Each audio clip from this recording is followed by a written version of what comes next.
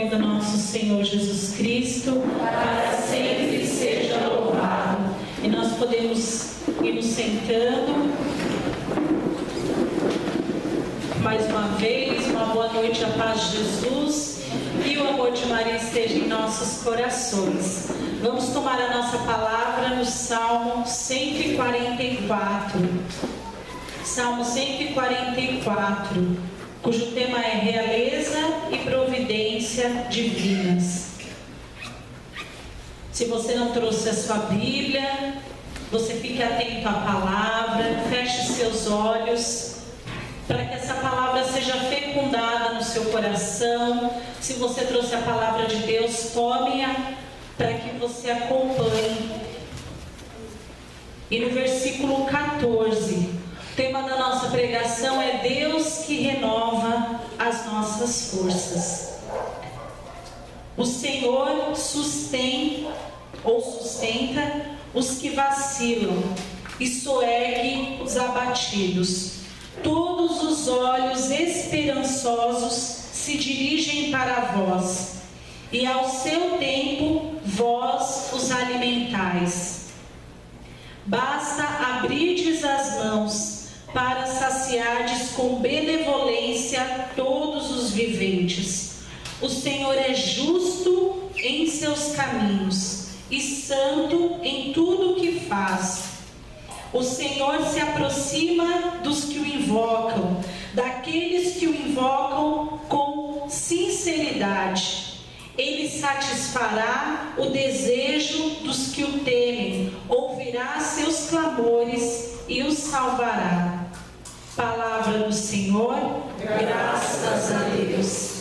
E nessa palavra, que é uma oração, porque cada salmo é uma oração, salmo de Davi, e ali ele fazia aquela oração e o Senhor o inspirava e ele fazia aqueles salmos para o Senhor, para o Deus dos exércitos, em momentos de guerra, em momentos de paz, nos momentos em que ele estava em pecado e em todos os momentos. Davi, que foi rei, ele era um homem próximo de Deus. Ele era um homem que tinha uma intimidade com Deus. E pelo Salmo nós vemos, se você depois na sua casa quiser ler o Salmo todo, você vê essa intimidade, essa maneira, né? Quando ele, em cada palavra, em cada frase, você percebe daquela frase com que a pessoa que já conversa. Quando nós temos um amigo com quem nós contamos, com quem nós conversamos, ou seja, nosso esposo, ou a esposa, o filho, alguém próximo, você já sabe o jeito de falar da pessoa, você já sabe que tipo de palavra. Quando a pessoa chega mais ou menos, você já sabe se a pessoa está triste ou se ela está feliz. Quando a gente começa a conviver muito com uma pessoa, às vezes até nós pegamos o jeito dessa pessoa, a maneira de falar dessa pessoa. E quando nós temos intimidade, essa intimidade que Davi tinha com o Senhor, quando nós caminhamos para ter essa intimidade com Deus, ele nos sustenta. Ele sustenta a nossa alma, Ele sustenta a nossa vida, Ele sustenta a nossa oração. Não é esse mesmo entendimento que as pessoas têm de que eu vou ganhar tudo, eu vou ter tudo, porque Deus está comigo. Não, isso é errado. Esse sustento que Deus dá é da nossa alma, é do nosso coração. Muitas vezes, eu vou dar um exemplo, você entra numa casa de uma pessoa que tem muitas coisas, muitos bens, e você entra na casa dessa pessoa e você não sente paz. Ou você vai na casa dessa pessoa orar, muitas vezes aconteceu, e você vê que essa família tem problemas, está atormentada, precisa de oração.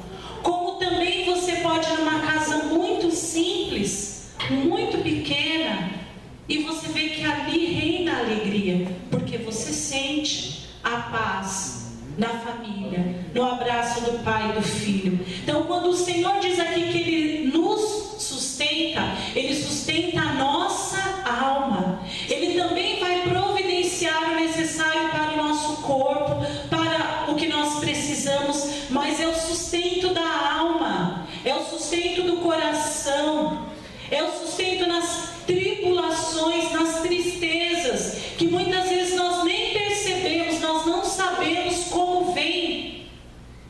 E quantas batalhas na nossa vida nós vamos travando, e o Senhor vai nos sustentando. Seja por alguém que nos diz uma palavra, seja por uma palavra na palavra de Deus, seja por uma oração, seja alguém que nos olha e fala: hoje eu sei que você não está bem. Como Jorge ministrava na oração, a cada minuto Deus realiza um milagre na nossa vida. A cada minuto o Senhor está lá. E quando nós olhamos para trás na nossa história, nós percebemos: realmente o Senhor esteve comigo em todos esses momentos. O Senhor tem estado comigo, o Senhor tem me sustentado. Aqui na palavra Ele fala: o Senhor soergue. E eu fui procurar o que era soerguer. Erguer o que eu sei, mas eu falei: nossa, que palavra estranha, soerguer. É elevar de uma altura pequena. Então eu fiquei imaginando Deus infinitamente grande, nos pegando muito pequenos, como a gente pega um filho, como a gente pega uma filha, quando a gente pega aquele bebezinho que começa a andar e só com uma mão, ele está com aquela dificuldade, tropeçando em tudo, e só com uma mão a gente, encosta aqui e vai andando. Não é assim que se faz? E Deus, Ele faz da mesma forma conosco. Nos nossos tropeços, a vida, nas nossas grandes dificuldades, às vezes nos momentos em que nós não sabemos por que estamos passando por aquilo, ou por isso, por aquela enfermidade, por aquela perda, ou porque Deus mudou tudo na minha vida, ou porque eu perdi o meu trabalho, ou porque eu estou na caminhada, mas eu não estou feliz, ou porque eu estou no meu trabalho e não estou feliz, ou porque eu tenho tudo, mas eu não sou feliz mesmo assim. É o Senhor que nos sustenta. Porque existem momentos na vida que, mesmo quando ninguém que está ao seu lado consegue entender a sua angústia, Deus consegue entender. Porque Ele nos teceu no seio da nossa mãe, como nos diz o Salmo 138. Eu mesmo te teci, antes mesmo que a palavra chegasse à sua boca, eu já sei o que você vai falar. Eu já sei qual é a sua intenção. E eu tenho planos para você. E essa é a palavra que o Senhor colocava no meu coração enquanto eu lia esses poucos versículos desse salmo. Eu tenho planos para você. Sou eu que te sustento. É Deus que nos sustenta. Não é, nós estamos aqui em comunidade, na fraternidade, não é necessariamente a comunidade que nos sustenta. Sim, nós temos o apoio dos irmãos, mas é Deus que nos sustenta. Por isso que a nossa fé, ela precisa estar fundamentada, alicerçada em Deus, porque haverão momentos em que nós passaremos por dificuldade, em que nós passaremos por enfermidades, e que nós olharemos à nossa volta, na nossa família, ou para os nossos filhos, ou para os nossos pais, e nós vamos falar: Senhor, mas isso não acaba. Quantas vezes na minha oração eu falo para Deus: mas isso vai acabar quando? Só me fala, para eu ir riscando no calendário, e eu saber até quando o sofrimento vai. O sofrimento vai hoje, amanhã, só me fala. Mas aí eu preciso dar aquele passo de confiança e de saber que de tudo Deus tira um bem maior.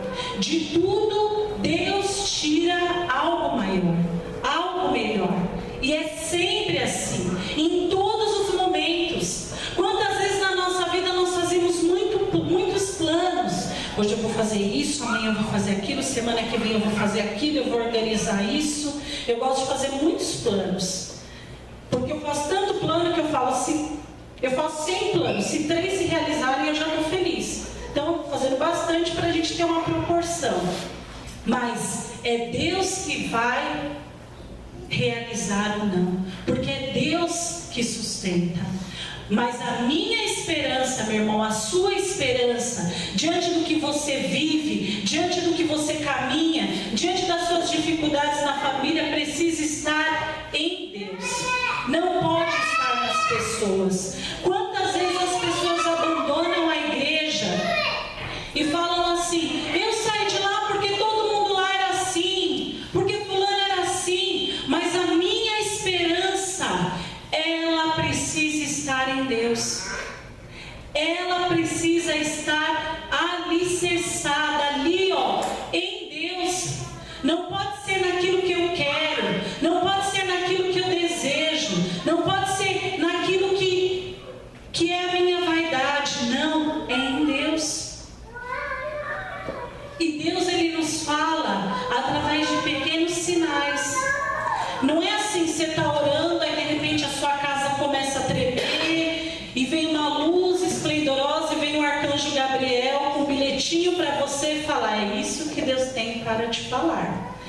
Sinto muito, meu irmão, isso não vai acontecer, só foi com a Virgem Maria, tá? Então não é assim, são pequenos os sinais, e nós precisamos estar atentos. E quantas vezes Deus nos fala e nós não escutamos?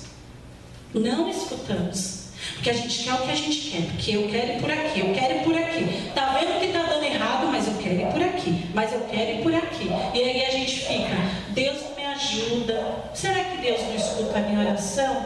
Não é verdade? A gente fica com esse sentimento. Nós tivemos acho que umas 2 semanas, uma formação na comunidade, e a formadora, ela falava assim: eu sempre quis ser independente, eu sempre sonhei ser independente. Aí ela falava que por conta da vida dela de comunidade, ela precisava depender dos outros, porque na comunidade a gente pede permissão. Às vezes a gente quer fazer um negócio, mas a gente tem que ir lá no coordenador do grupo fazer. A gente quer fazer um negócio na música, a gente tem que pedir para o outro fazer. E assim, a gente tem certas regras. E ela falava que depois de anos de consagrada, ela questionava, porque ela precisava depender dos outros para determinadas atitudes e para outras coisas. E na hora que aquela mulher falou, aquilo tocou muito forte no meu coração. Porque eu me lembro, depois eu até comentei com o Jorge, eu me lembro quando eu fiz 18 anos, eu falei: pronto, agora eu sou independente, ninguém me segura para nada, eu vou fazer tudo, eu vou fazer o que eu quiser, ninguém pode me falar nada. E eu sempre cresci com esse desejo de ser independente, que virou autossuficiência. E fazia, resolvia, não dava satisfação para ninguém, não falava nada para ninguém. Até na empresa, eu comecei a meditar de coisas que eu fazia e não falava para ninguém. Meu chefe falava: você deu folga para fulano? Dei. Quem deixou? Eu dei. Então eu fazia coisas que eu achava que era o que queria pedir permissão para ninguém. Imagina quando eu casei. Nossa Senhora! Tinha que falar: mas por que você comprou? Porque eu quis. Não, mas a gente tinha que ter... Mas eu quis. Eu vi que precisava, eu quis, eu fui, comprei, fiz, e acontecia e acabou. E assim, esse sentimento de você ir lá e de fazer e não precisar pedir ajuda. Que coisa maravilhosa. E há alguns anos, uns 3 anos, eu tenho feito um tratamento médico, né? E eu brinco com o Jorge. Eu falei: você não sabe como é um martírio, que às vezes eu tenho que levantar à noite. Eu tô tão grogue que eu tenho que te levantar para eu conseguir ir no banheiro. Eu falei: você não tem ideia de que uma mulher que sonhou ser independente a vida inteira tem que passar por isso. Eu falei: é o pior. Eu falei: é o pior dos piores. Os outros ficar carregando pela mão, os outros ficar carregando. Acho que todo mundo dessa comunidade já me carregou. Foi um negócio assim. E assim, e Deus, naquele momento que aquela mulher falava, Deus tocou no meu coração. Porque muito mais que a enfermidade, que mais me doía era não ser independente. Né? E depois da dificuldade que eu tive para tentar começar a dirigir, o médico vai e fala: você não pode dirigir, pronto. Aí cheguei em casa, Jorge, o que o médico disse de dirigir? Ele falou: ele disse que, vamos ver. Eu não consegui dizer que ele disse que não podia. Aí o que o Jorge fez? Não satisfeito, lembra que eu falei no começo, que às vezes a gente conhece a pessoa que a gente convive? Ele começou a ir nas consultas comigo. Nossa, não dava assim. Ele virou amigo. E chega lá, porque o Jorge é o amigo. Ele chega lá, o médico abraça ele, os dois bate-papo. Então, vamos para o que interessa, né? Vamos lá. E assim, e Deus naquele momento ele falou para mim: para você viver em comunidade, você precisa ser dependente. Você não pode achar que você está sozinho no mundo e que você faz o que quer, que você faz, que você acontece. E muitas vezes, nas tribulações que nós passamos, muitas vezes nas dores que nós passamos, nós precisamos tirar algo. Por quê? Porque Deus quer me ver sofrer? Não. Porque Deus está me lapidando para o céu. Eu sempre guardo isso no meu coração. Não adianta a gente ser curado de tudo. Não adianta a gente ser salvo de tudo que a gente tem aqui. No final da vida, a gente ir para o inferno. Adiantou? Resolveu? Não. Nós cremos na vida eterna. E esse Deus que nos sustenta, e esse Deus que está ao nosso lado, mesmo quando a gente acha que ninguém está ao nosso lado, né? Às vezes eu brinco em casa, às vezes eu estou assim, com um sentimento de solidão, uma tristeza. Aí você pede aquela palavra para o esposo, ele dá aquela palavra errada. Nossa! Aí eu brinco com ele, eu falo: faz de conta que eu sou aquela família que você está indo visitar. Ele: não consigo. Eu falei: então faz assim. E não adianta as pessoas falarem. Não adianta, não é? Existem sofrimentos e tristezas que só nós entendemos. Tem irmãos até que são mais chegados que conseguem entender. Eu vejo que as mulheres são mais desenvolvidas nesse ponto. Né? Elas conseguem, a gente consegue se entender. Mas mesmo assim, quem compreende as nossas dores é Deus. E nós temos que nos apoiar sempre em Deus. E Ele que nos sustenta. Às vezes nós estamos inconformados com a situação que a nossa vida está, ou numa dificuldade. Meu irmão, quem te sustenta é Deus. Mas como que eu vou passar por isso? Mas como que eu vou passar por essa dificuldade? A palavra de Deus. A novela das 9 não vai te salvar. Não adianta. Eu estava até brincando com o Jorge, que eu não assisto. Mas ontem eu estava na casa da minha irmã e eu falei: os caras põem os dois atores mais bonitos da novela, com os melhores empregos, com a cara de mais bonzinho, que são casal gay. É assim o negócio, você olha para os caras, parece até uma foto, assim, uma paisagem, né? Mas quem vai te sustentar é Deus. Mas eu estou esperando aquela graça. Palavra de Deus. Mas eu não consigo a resposta. Palavra de Deus. E não é só um dia, todos os dias, todas as horas, todos os momentos, sempre. A perseverança na fé consiste nisso. É assim que eu vou buscar o céu, que eu vou buscar aquilo que Deus me prometeu. Quando Jesus ele morreu na cruz, ele prometeu o quê? A salvação. Quando ele ressurgiu, ele nos deu a salvação. E para isso eu preciso ser sustentado na fé. É uma caminhada, é um percurso. Muitos estão no começo ainda. Muitos estão até calejados. Mas é o Senhor que nos sustenta. Então feche seus olhos.